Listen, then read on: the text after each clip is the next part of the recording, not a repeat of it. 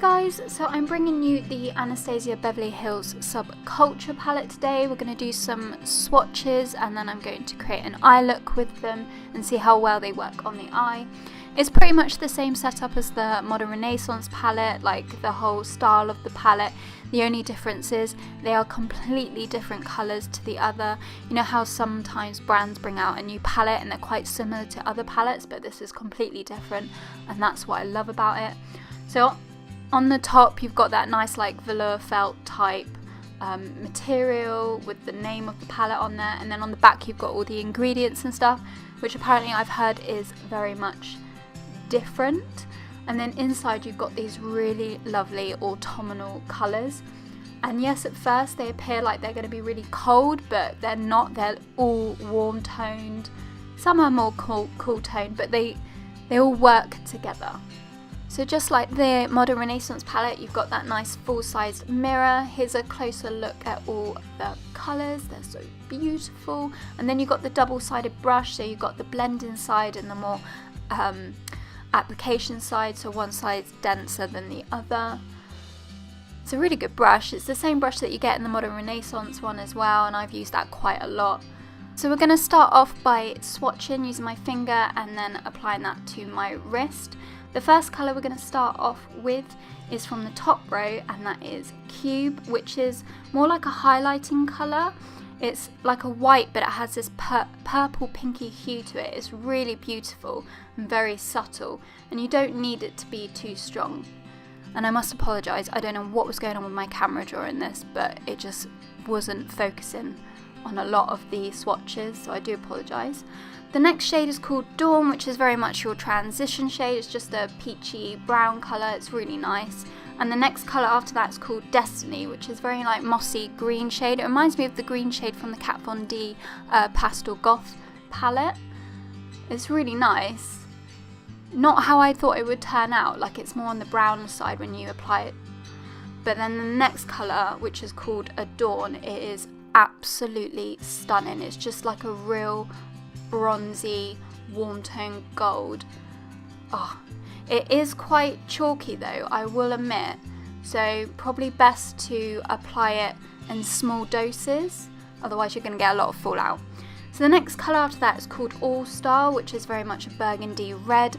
I do really love this shade, but it is very, very pigmented. Like, you're going to get a lot of fallout from this, and it's terrible to blend, so my trick is to start off small and then build up.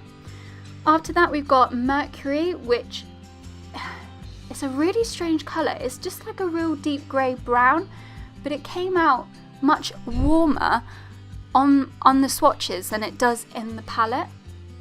And then lastly is this beautiful teal green shade, but it's more on the blue tone, and it's such a lovely colour, but it's another colour that's difficult to work with. But I do find that in this palette, the darker the shades are, the more you have to work at it. So moving on to the next row, we're going in with Roxy, which is this real strong peachy brown shade. Like, it has that pinkiness to it. It's really lovely, like all over the eye, and it works really well with Cube. And then secondly we've got Electric, which is this real it's like a greeny gold. It doesn't come off that strong, but as you'll see later, I do something different with it and it's just so effective. Next we've got your typical warm tone brown shade, which is called Fudge, and that just goes so nicely, like as you can see, with those other two colours. After that we've got a lovely it's kind of like a mustardy orange shade, and it's called New Wave, and I use this colour all the time since I've had this, and I use it in my crease because it's a perfect colour to really help blend out those darker shades. After that we've got another green shade called Untamed, which is your typical matte forest green shade.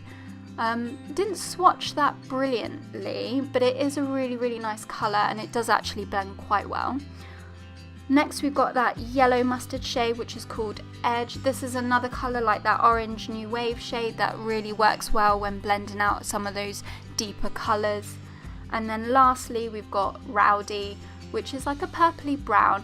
It's extremely pigmented, this colour, so I would say use it in small doses.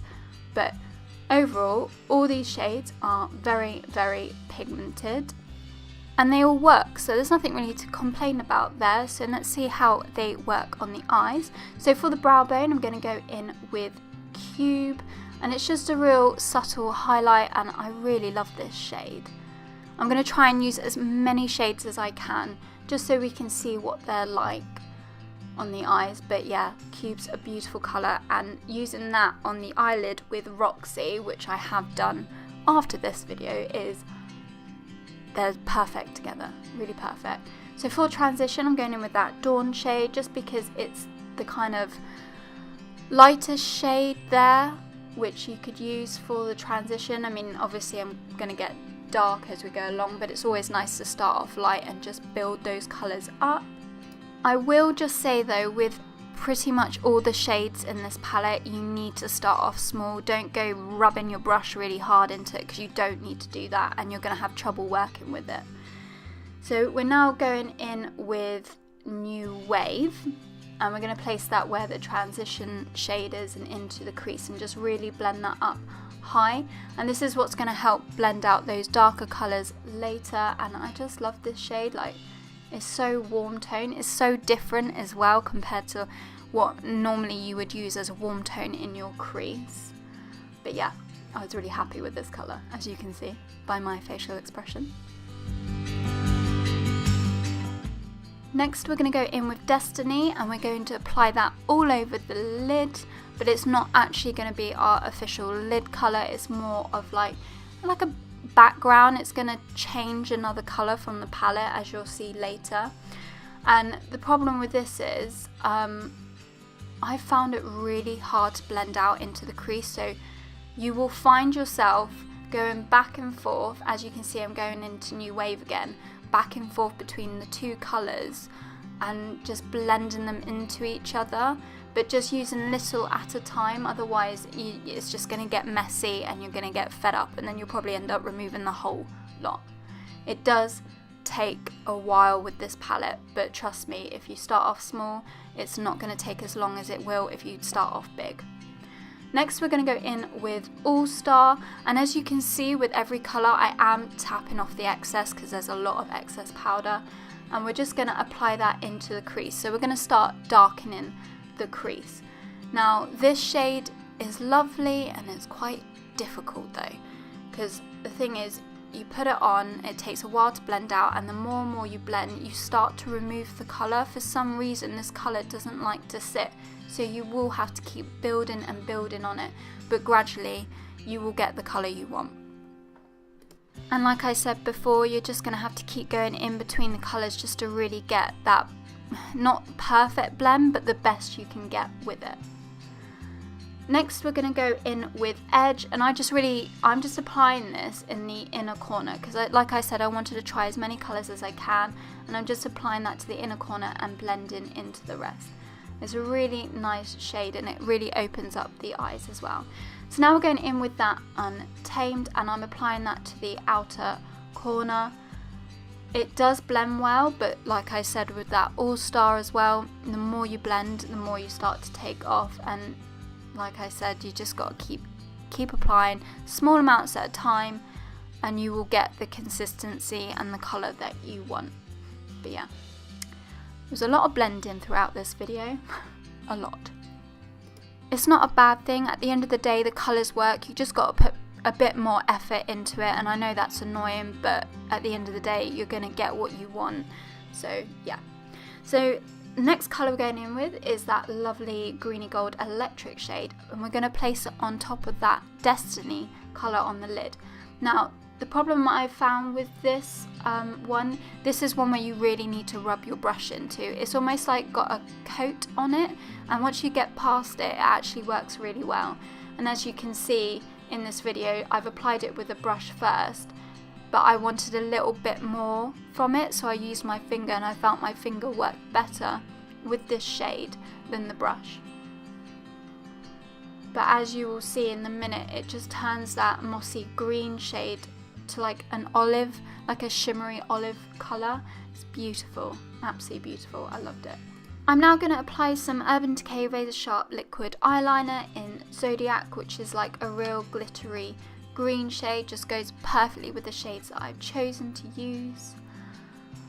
And then we're going to move on the bottom half of the eye, the lower lid should we say, and we're going straight in with that New Wave colour, which blends out really nicely, and this is almost going to act like a transition shade from that bottom half.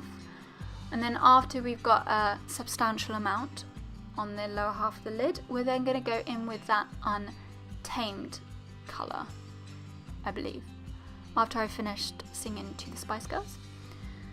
Now, this blended really well on the top lid, but I really struggled with this the bottom half. Like, it just wouldn't blend, and it took me ages doing the lower lid, and that's something that never takes very long, and I just had to keep going back and forth until I was happy with the blend and the consistency.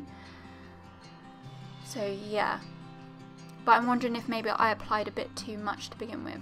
So for the inner corner highlight, we're going in with that electric colour, and as you see in a minute, I'll get really frustrated and I'm like properly rubbing my brush into it.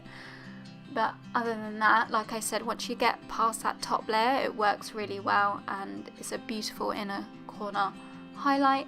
It's not too strong and overpowering, and it just works well with the rest of the eye colours. I'm now going to apply my Benefit Cosmetics Roller Lash Mascara and show you what it looks like with just mascara on. And yeah, I really love this eye look. It's such a beautiful eye look, even with just mascara on. But of course I'm going to add falsies, so these are the Isla 118s, and they're just really subtle. They just have a bit more thickness on the end, and it works well with the eyeliner. And for lips, I'm going in with Urban Decay's, I think it's called Temper lipstick, which is, it looks more like a browny orangey red, but it actually comes out more red, but it just works so well with the eye look. And originally I was going to go for a pinky one, but it just didn't look quite right. So this is the overall look, which I'm really happy about. I love the eyes, I love the colours, but we're here to talk about the palette. Now, I know I said there's a lot of blending, there's a lot more work to it. It's quite obvious that they've changed the formula, and yes, the Modern Renaissance palette was brilliant, like it's easy to blend, but there must be a reason why they've done it. I don't know why, but for these things to work, you have to go through trial and error, and it's not perfect, but you never know, their next palette might be. It's just, you know, you work on it, you always work, you're always striving to make things better. And the colours in there are super pigmented, they are beautiful, they do work, you're going to get the look that you want, but yes, you've got to put more effort into it. So for me, it's a definite thumbs up. I love this palette, I have used it a lot since making this video. So yeah, I really like it. The key things to remember are just start off small, don't go rubbing your brush into it like I see some makeup artists doing. You don't need to do that. The smaller you start off, the easier it is to work at it. The bigger you start off, it's just going to get messy. And with those shimmery shades in there, you need to work a little bit harder with those ones, but your matte shades you don't. So if you really like this video, please give it a thumbs up and subscribe. I have a Facebook page, Instagram, and a Twitter account as well. If you have any questions at all, please feel free to ask them down below. All links to all products will be listed down below as well. And if you're still here, thank you for watching.